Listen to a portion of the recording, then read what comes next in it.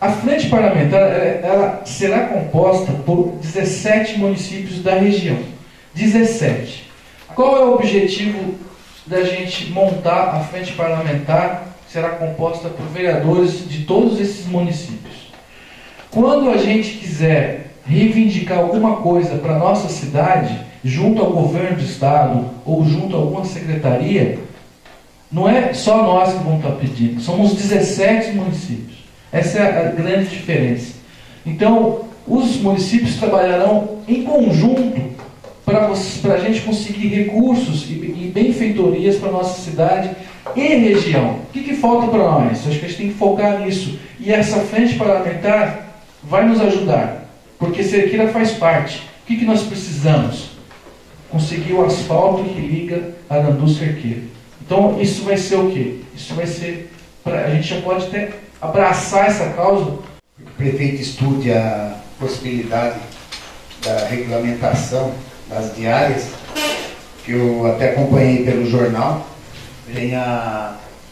São valores de acordo com a quilometragem. De 50, até o vereador Hernando falou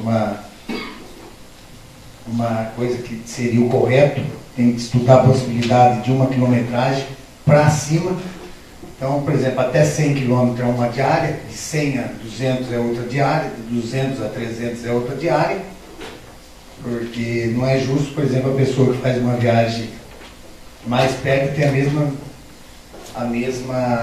mesmo valor para quem vai para São Paulo. Então, acho que tem que ser estudado com carinho. Mandei também uma outra indicação aí, de limpeza sobre o portal do catavento. Até eu vou pessoalmente falar com o prefeito também, que é muito demorado para fazer essas limpezas no loteamento. Estou falando do portal aqui, mas deve ser geral. Tem tudo lá que está atrapalhando até a passagem de veículo lá. Eu acredito que faz uns 3, 4 meses que não é feita a limpeza lá. Então a gente teria que ter uma organização melhor sobre isso daí. E eu acho que pelo menos a cada 30 dias, aí, 40 dias, teria que ser feita uma limpeza ali para não acumular tanto entulho e sujeira lá. É a história das guaridas. Está virando novela. Eu fui procurado por alguns cidadãos e eu vou tentar conversar com alguma empresa privada para ver se eles constroem esses pontos de ônibus. Sabe? Porque quantos pedidos já teve aqui na Câmara, senhor presidente? E isso não é dessa gestão. Certo? E não, é um pedido que vai estar atendendo uma pequena parte da população, mas a pequena parte que usa todo santo dia aquele lugar. Haja sol, haja chuva, tem que pegar o ônibus para ir para Valé.